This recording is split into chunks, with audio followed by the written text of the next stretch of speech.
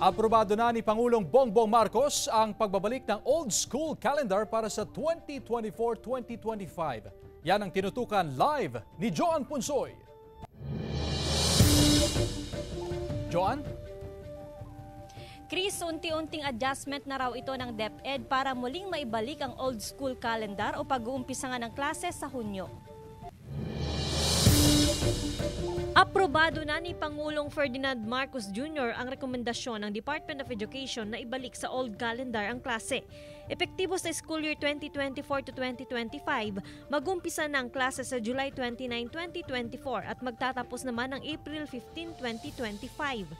Naging batayan din dito ang sobrang init ng panahon na nakakaapekto sa mga learner at maging mga guro.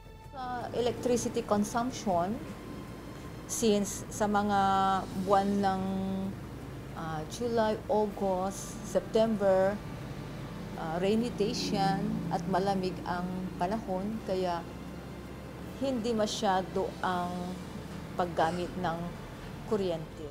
Matagal naman na daw na napaghandaan ito ng Department of Education Region 1. Minabuti rin ng ating Department of Education na magsagawa talaga ng thorough survey sa lahat ng mga stakeholders.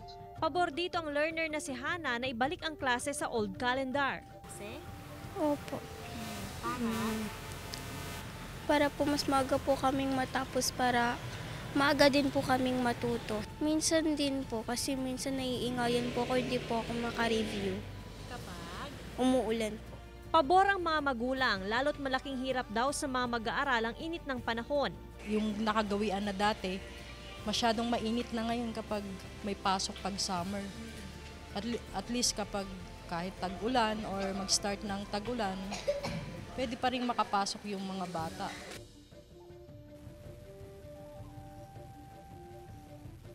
Chris, sa mga oras ng ito ay nandito tayo sa Mangaldan National High School. Isang paaralan sa may pinakamaraming populasyon o learner dito sa Rehiyon 1. Sa katunayan, umaabot nga sa mahigit 7,000 o 8,000 learners nga ang nag-aaral sa kada school year. Sa mga oras ng ito, Chris, actually 4 p.m. itong last hour ng klase ng mga learners. Kaya naman nakauwi na halos lahat ng mga estudyante dito, pati na rin yung mga guro. Pero may ilan lamang na inantay na tumila yung uulan. Kanina kasi, Chris, ay nara-experience natin itong pag-ulan dito sa area, pero may mga nabangan pa rin tayo ng mga learners dito ng Mangaldan National High School at ating tatanungin kung ano yung kanilang opinyon sa pagbabalik ng old school calendar, unti-unting pagbabalik ng old school calendar. July na umpisa ng klase for next school year. Mas pabor ka ba na umpisahan ng mas maaga itong school year o July na itong umpisa ng klase? Opo, pabor po ako para po maiwasan namin ang mainit na panahon at para po tuloy-tuloy na rin po ang pagpasukan ito sa school. Ano ba yung epekto sa'yo kapag sa klase nyo mainit yung temperature o yung ambience? Hindi po ako makapag-focus sa pag-aaral ko kasi po dahil sa sobrang init ng panahon at nakakahilo rin po dahil sa init ng panahon na to. Hindi ka makapag-focus. Ikaw naman, mas okay ba sa'yo na umpisahan ng mas maaga itong school year?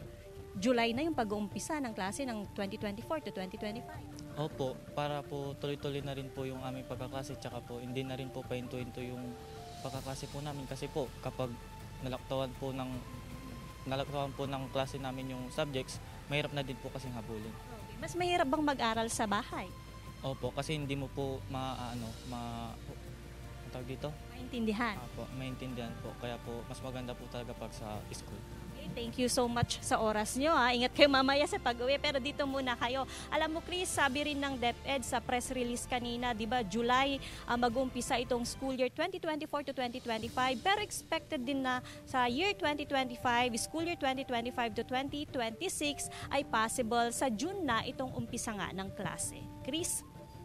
Maraming salamat, Joan Punsoy.